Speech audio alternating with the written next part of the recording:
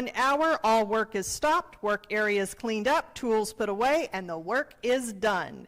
And it is amazing to step back and see the difference that short time of work with many volunteers makes. Volunteers all leave feeling that it was fun working together, and just look at what all was accomplished. Becky is receiving this award because of her ability to gather a ragtag group and in 1 hour transform our beloved Live Oak. On behalf of Live Oak UU Church, it is my honor to present you with a rose and to publicly show appreciation for this work. And now, will the congregation please join me in saying, thank you.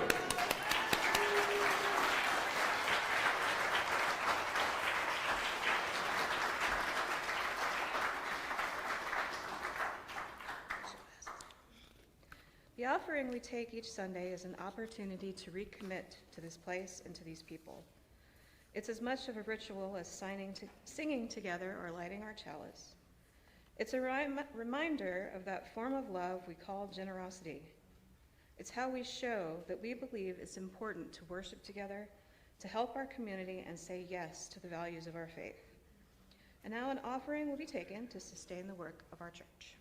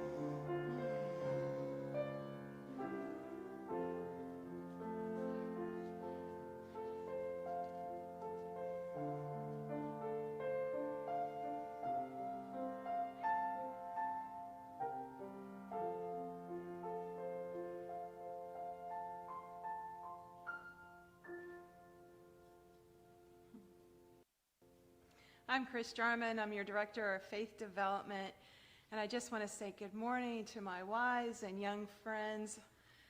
Have you ever had a moment when someone said something that made you really mad? Anyone? Or maybe something happened that made you worried or scared?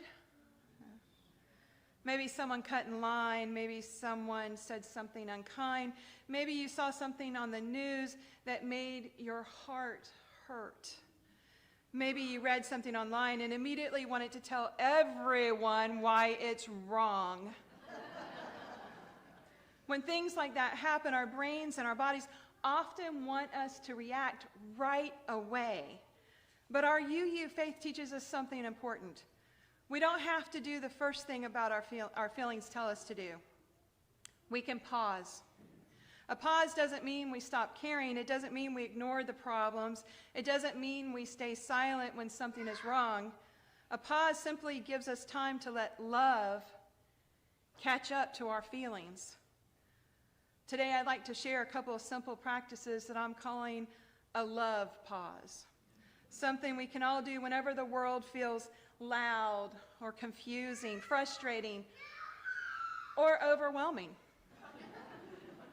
So I want you to start by, I like to invite you, if you're comfortable, to place one hand over your heart and one hand on your belly. Take 3 deep breaths. And now repeat after me. Breathe in. Don't repeat that. As you breathe in, I am here. Breathe out. I am safe. Breathe in. I am breathing. Breathe out. I can choose. This gives us a way to physically calm our bodies, our nervous system. I am here. I am safe. I'm breathing. I can choose.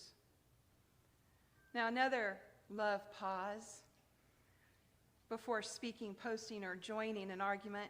Ask yourself, is this helpful? Will what I say make things better? Is it kind? Can I speak with love even if I disagree? Is it mine? Am I the right person to say this? Or is it just the time for me to listen? Those are some good questions to pause on. Raise your hand. Make a starfish. All my friends, make a starfish. When you trace up, we're going to take our other hand and we're going to, let me back up. I want you to breathe in and breathe out. Go as slow as you need. Breathe in, breathe out. Breathe in, breathe out. Breathe in, breathe out. Breathe in, breathe out. By the time you've traced all 5 fingers, you've taken 5 slow breaths.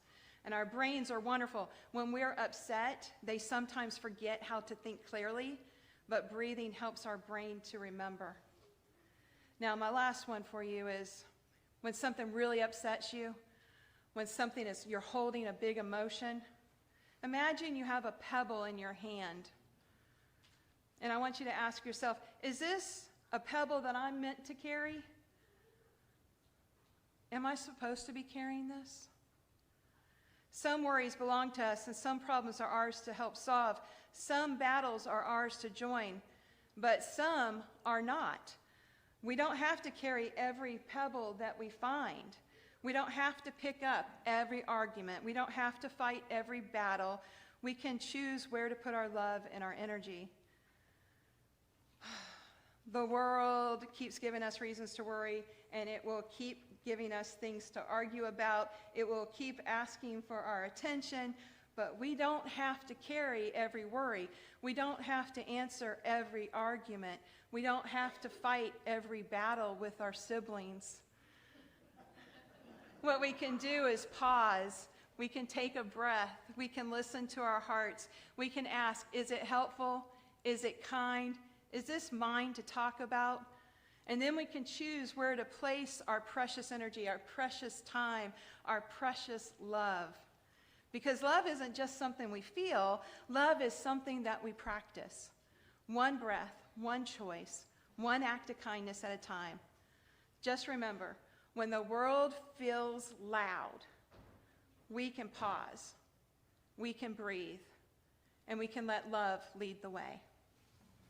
And with this, our story is told.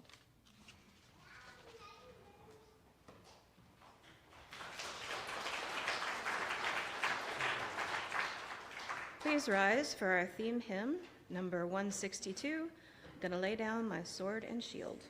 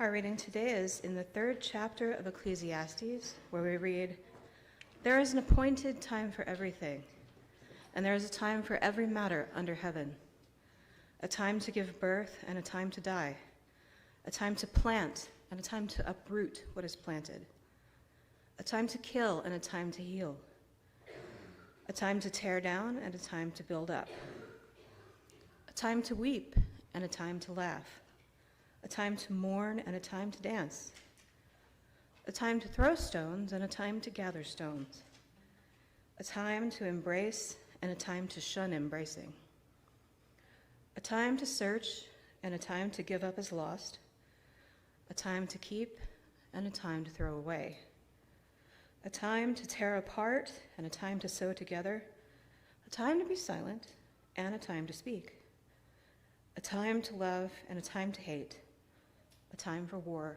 and a time for peace."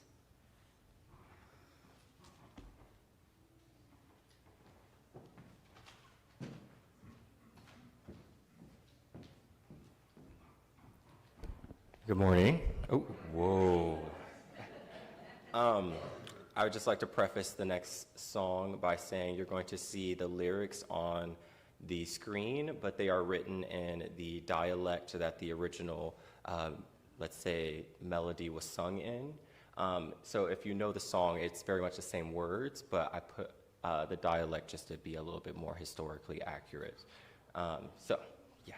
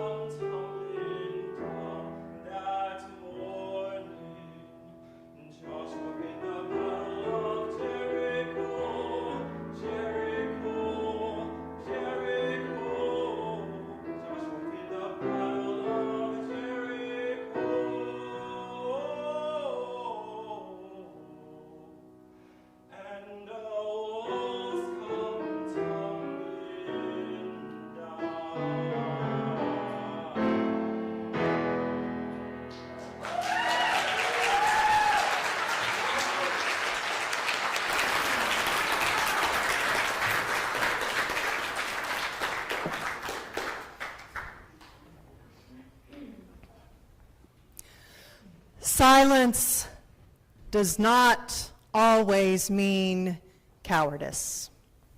And speaking up does not always mean courage. I'm sure that many of us have heard that thing about discretion being the greater part of valor. Nowadays, it seems like both of those words, discretion and valor, are very old-fashioned, right? They're not something that we hear a lot of. Now, valor means courage, especially the internal fortitude to do something brave. And today, when I talk about discretion, I'm not talking about confidentiality. I'm talking about discretion in terms of, as Chris was talking about, taking a loving pause, a sacred pause, and deciding what should my action be here? What should if anything, I say. And right now we live in a world where, it feels like that's something old-fashioned. We are constantly being urged to just immediately react. We live in this time of social media and hot takes and 24/7 news, and all of it fueled by outrage. And I'm not saying that a whole lot of it isn't deservedly so. But we are living in a time of such anxiety, and of course we're going to absorb some of it ourselves. And so we may not always jump in a way that we feel proud of afterwards.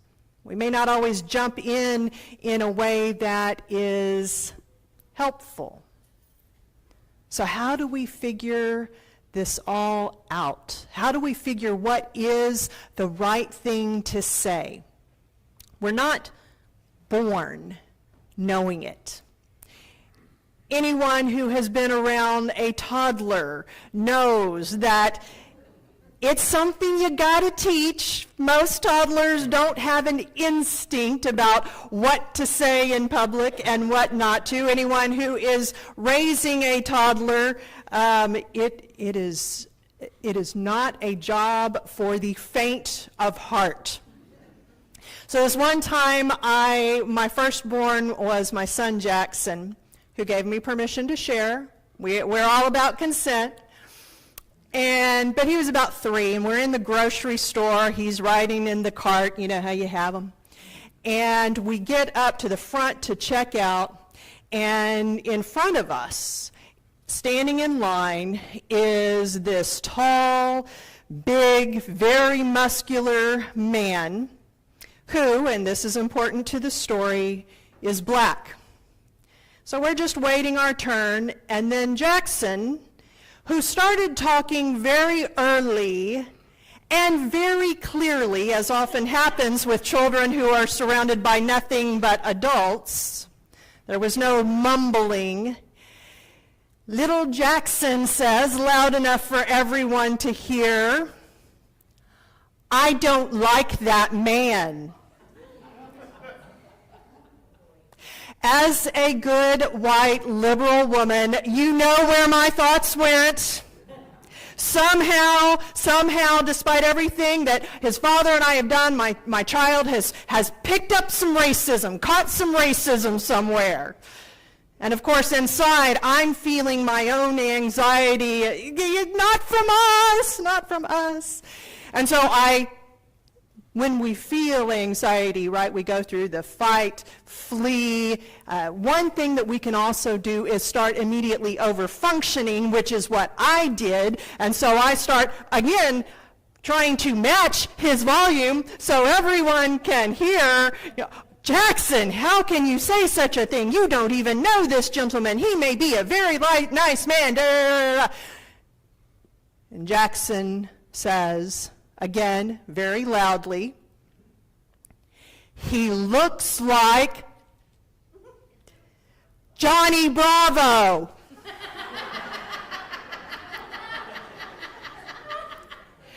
For those who are not familiar with the cartoons of the late 1990s, this is Johnny Bravo. The man in front, bless his heart, like he had been just kind of watching us out of the side of his eye all during all of this. But when Jackson says Johnny, he knew who Johnny Bravo is. He just bust out laughing, and he flexes his muscle, and he says, "Yes, little man, that's because I am Johnny Bravo." Jackson and I went home and had a long talk about what is appropriate to say in public and what is not.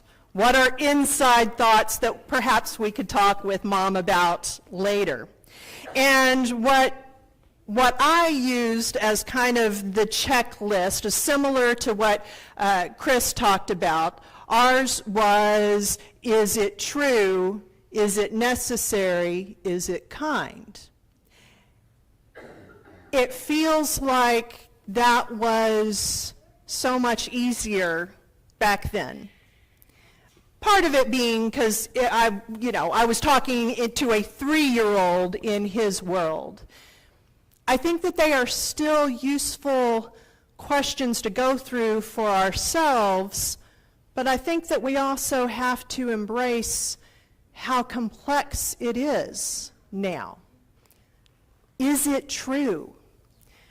I think the first step when we're going through our mental checklist of is it true is, number one, to especially those of us who are extroverts who jump in, perhaps over-functioning, and first make sure that we know what the actual issue is at hand. Anyone else have that experience where someone starts talking about something and then we very helpfully step in to hold forth, and we do, and the person listens very patiently and finally at the end of it goes, yeah, that's not what I was talking about at all.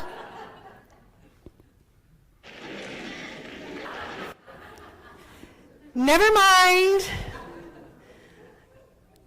I have to confess that a whole lot of my life, especially these days, is to avoid having to say, never mind, afterwards, and to stop myself ahead of time. But this question of, is it true? Even once we know, oh, we're talking about violence on television, not violins on television. Even when we know what the issue is, right now, 2026, determining what is true, what is factual.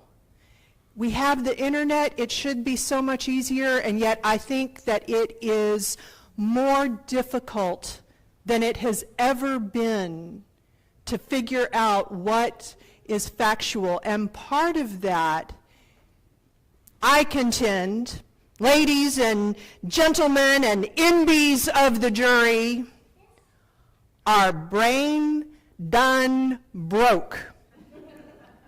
Starting in 2016, you think back, especially those first 2017, those first 4 years, how many times during that period did you hear something and say, that can't be true, only to find out that it was? That can't be true. That's impossible. They wouldn't do that. He wouldn't say that. Over and over again, our brains said, this can't be true, and then we found out that it was. And at the same time, and this part I think has gotten even worse, the lies kept coming. So we had both of these different things we could not believe were true. How many times did we hear the word unprecedented? And again, on the other side, that our brains being broken, that was taken advantage of. And there are leaders who to this day believe that if they just repeat the lies over and over again, that it somehow will become fact. Who won the 2020 election? And it's not even just the people involved, but then the supporters all around them. We have seen this, where a journalist takes someone who perhaps wants to be on a certain committee, maybe they're testifying, and a journalist or another elected leader will say, what do you believe happened when? And they simply won't answer, and sometimes they will repeat the lie. Our brains and our instincts to know what is true, I just don't think that we should rely on them anymore. And it goes both ways. I doubt things still and then find them out to be true. It happened just this week. I already knew that there was algae in the reflecting pool. And then earlier this week, I saw probably one of you posted about how the paint was coming off in flakes and floating up to the reflecting pool. I even saw a photo, and I said to myself, that's AI. Look at this person repeating something that isn't true. We do this all of the time, because in point of fact, we do. Things are never just facts anymore. They are either left-coded or right-coded, and it's been proven. It doesn't matter what side you're on. If something is coded to your side, we have a predisposition to believe it to be true. So I was being responsible. I was going to go do my research. We're going to get back to that phrase. And so I look at it, and I admit I'm like, clearly this whole paint thing it's on a satire site, and then people started repeating it, and I'm going to have to once again explain, to differentiate between what is true and what is not. So I just search, and immediately the website comes up, Reuters. Reuters isn't a satire site. Reuters at this point is still a trustworthy news site. Oh, it was actually true. You know that saying about trust but verify? I'm not going to, I think it would be presumptuous of me to tell you not to trust yourself. I will just tell you what I am telling myself, which is on these matters of is something factual or not, do not trust your own brain. It has been broken. That's not an accident. That was a deliberate manipulation that continues happening. Don't weigh in until you, Joanna, have done your own research. Let's talk about that phrase, because do your own research has been so misused that we may feel that we have to retire it. But the problem is not the phrase. The problem is the misuse of it. So how do we do our own research? Number one, we do not outsource to other people this job of finding out what is factual. We look for primary sources. We look for the actual news report, not a pundit, not even one we like Heather Cox Richardson talking about it. And bless Heather Cox Richardson. She actually puts in her sources. You can go click on them and read for ourselves. We are Unitarian Universalists. It is not our tradition to let other people decide what we should believe. If it were, you wouldn't be sitting in a UU congregation, right? We would go someplace else that had a nice, neat creed, and we could just go along with that creed. So that's not just about religion. That's also about politics and world events and everything that is happening. We have to do the work of going in, finding out what is factual, and then deciding what we feel about it, rather than falling into the tribalism of going, well, I know that the people, the group that I am in, this is where they are trending, therefore I'm going to follow that. We have to be willing to do that work, because it's not just about us and what we say. It's also about reputation. This whole thing of the lack of trust. If we are repeating something, if we are weighing into an argument without having good information, we lose our good reputation as someone who is trustworthy like that. And so this is another reason why we have to take that holy, sacred, loving pause and do our own work. So then we have the question of, is it necessary? And that's again, with a 3-year-old, it seemed so easy. It seems so much more difficult now because on one hand, we're getting all of these messages that we need to stand up, speak up, take a stand, right? And within Unitarian Universalism, even more so. I mean, we sing, one of our hymns talks about how we are a people so bold. But is it necessary? It's so easy for us to justify speaking or not speaking, depending on what our comfort level is. I've been talking mostly about the extroverts, but the introverts, the shy, or simply those who are conflict averse. There are times when being silent is not the right thing to do. MLK talked about how it is not the words of the enemies we will remember, but the silence of our friends. And so one of the big questions for ourselves can be, if I remain silent, who benefits from my silence? I feel like that may sound kind of like a pointed question. It's not. Because it could be that the person who benefits, they are the right person to speak. As Chris talked about, maybe there is something to be said, but I'm not the right one to say it. I'll tell you, the two groups who best understand this, and y'all are probably nodding because we got some here in the congregation, one is teachers, two is therapists. Teachers are real good at the art of silence.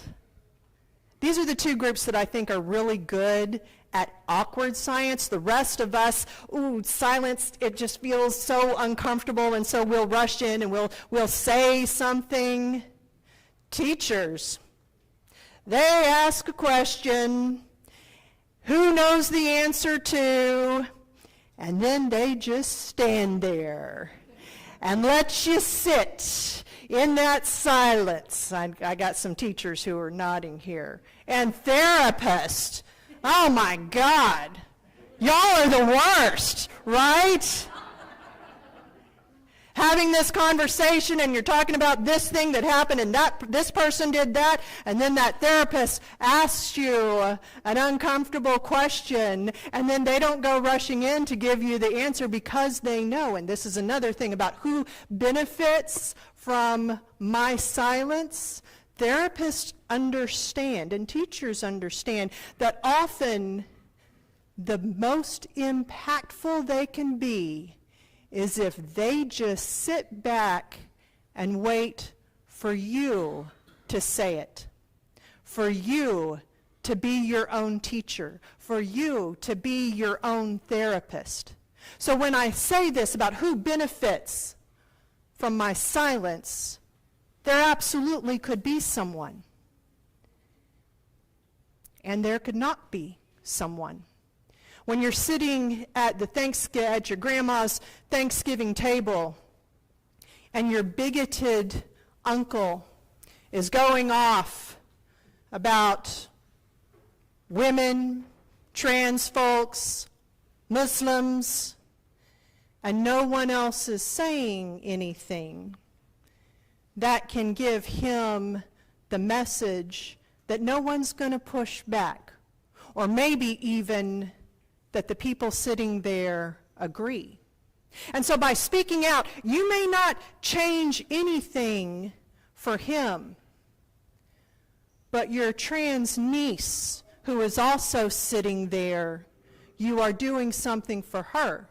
Or even if there is no one at the table who is directly impacted and you don't even know who all he has relationships with, he may have a coworker, a trans coworker, and that person is going to be impacted by what you say because you are conveying the message that not everyone agrees with you, Uncle Bigot, and not everyone is going to sit back and just take it. You can expect some pushback. So this is one of those questions, is who benefits from my silence?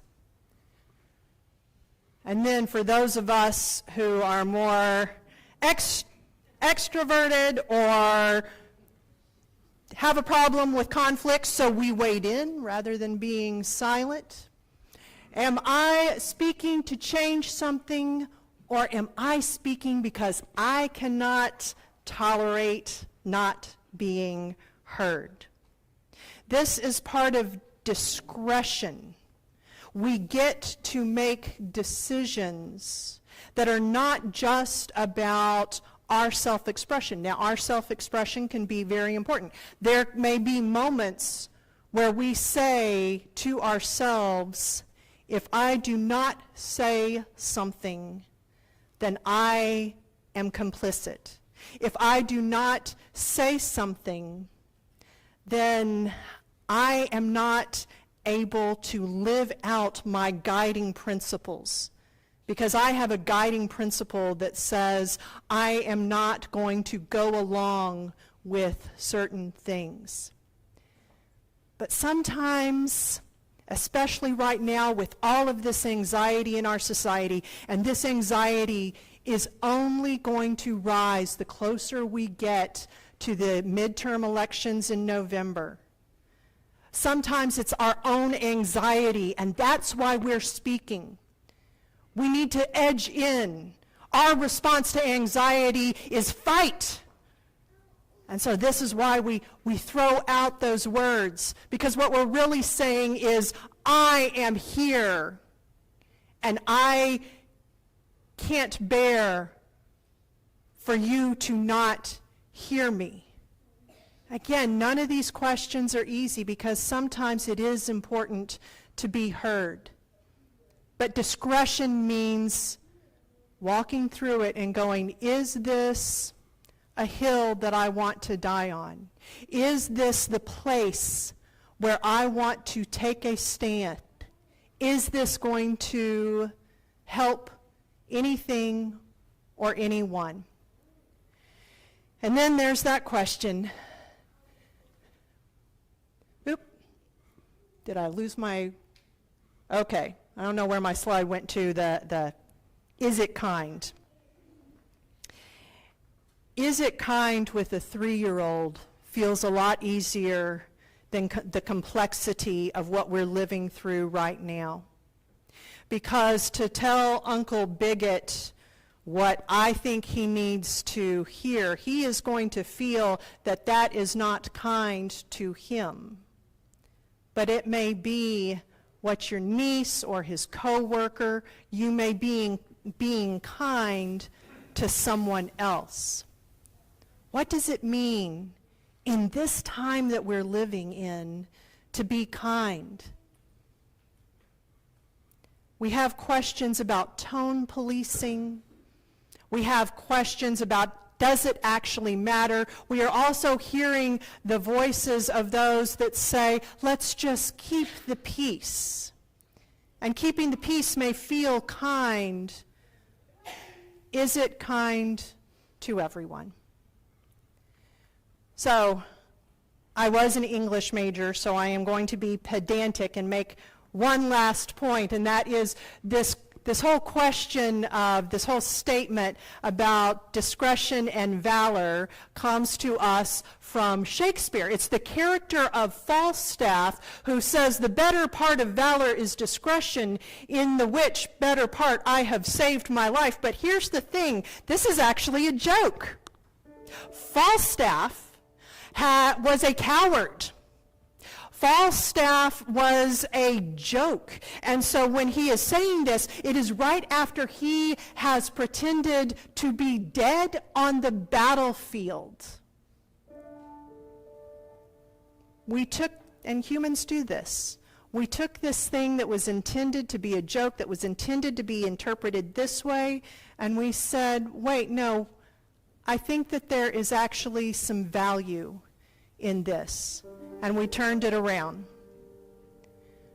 I do think, though, that it is helpful to remember this, because all of us have the ability to justify just about anything so that we can feel better about ourselves. Maybe the real question when we are faced with that rising anxiety and hearing something that is pushing on our values, maybe the real question is not, what should I say in this moment, but what does this moment need?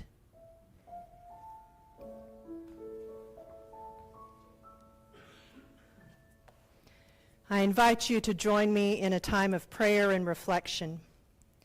As Rabbi Abraham Joshua Heschel wrote, prayer cannot bring water to parched fields or mend a broken bridge or rebuild a ruined city, but prayer can water an arid soul, mend a broken heart, and rebuild a weakened will. And I would add, this is where we give the words to the yearnings of our hearts. In that spirit, let us pray.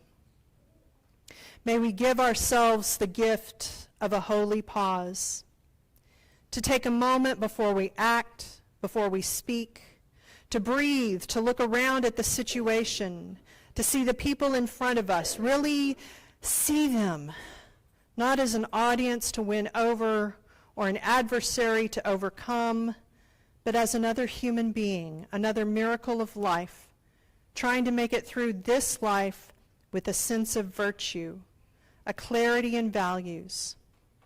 We pause, we breathe, we look, we think.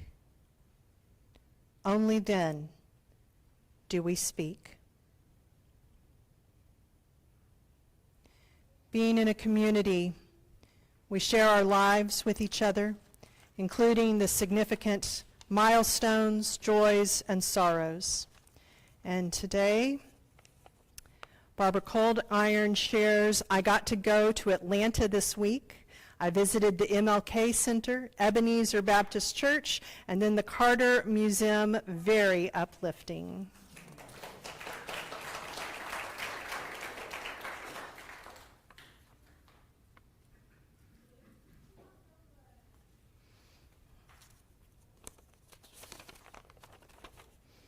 And Rosie Pittner shares, just got back from U-Bar-U, and I'm so grateful to have met an amazing community.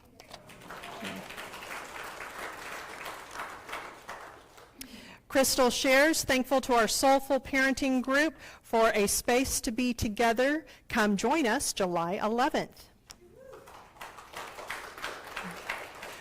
Nancy Sheehy shares, Christina Donna got her care package and wants to thank everyone. She loved reading the notes and the silver socks especially, and her temporary address is on the bar in front of the kitchen. And Tracy Willis shares, grateful to be 2 years alcohol-free. Thank you to everyone here for being a safe port in a storm. You are beautiful and you are loved.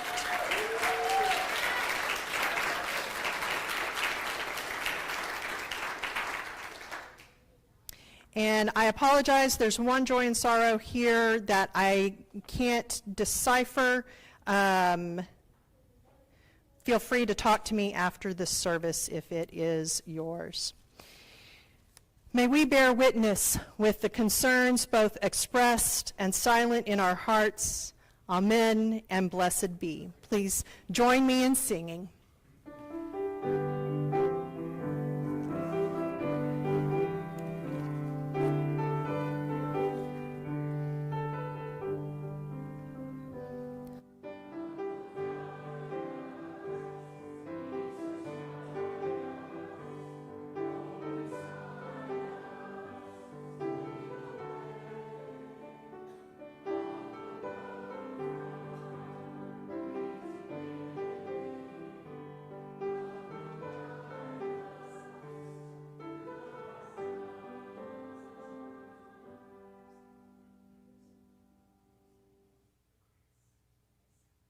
Okay, Chris Satterfield is sharing that they are having her brother is having surgery.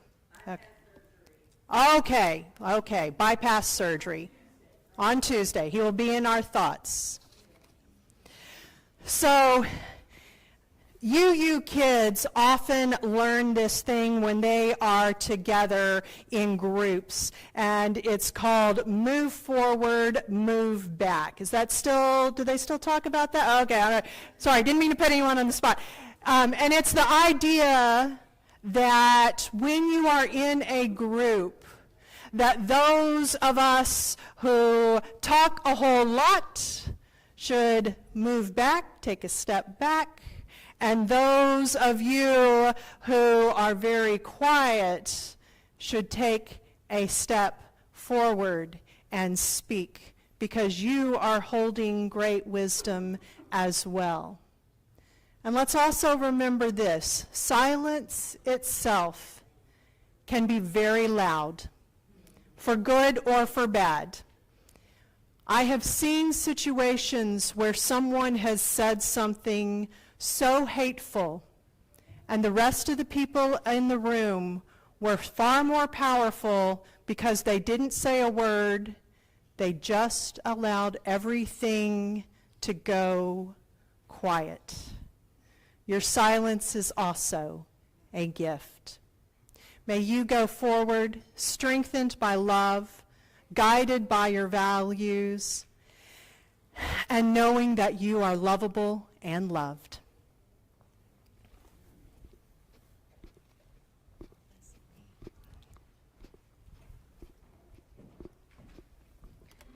Please rise and join us in singing number 348, Guide My Feet, and remain standing for our chalice extinguishing.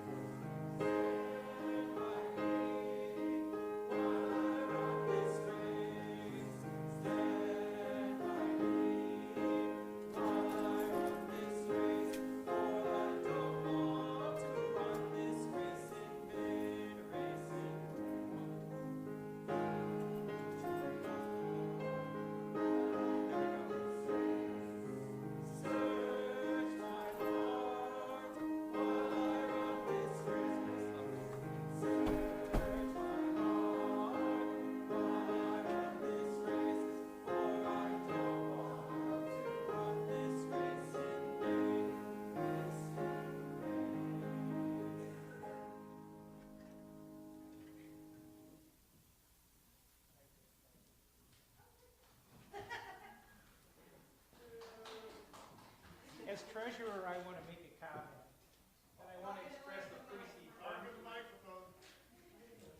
As treasurer, I want to make a comment, and I want to express my appreciation to the gratitude of everybody. And you have experienced some of your gratitude this morning. The speakers worked much better.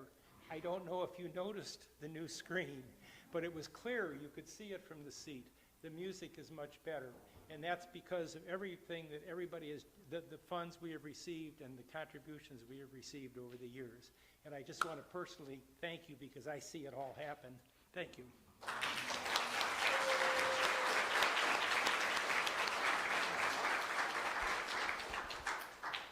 Let us say these words to each other as we extinguish our chalice.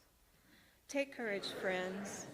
The way is often hard, the path is never clear, and the stakes are very high. Take courage, for deep down there is another truth. You are not alone. It's been a gift to be together today. Thank you to today's home team that stands for hospitality and membership, who provided hospitality, worship, and tech leadership, importantly.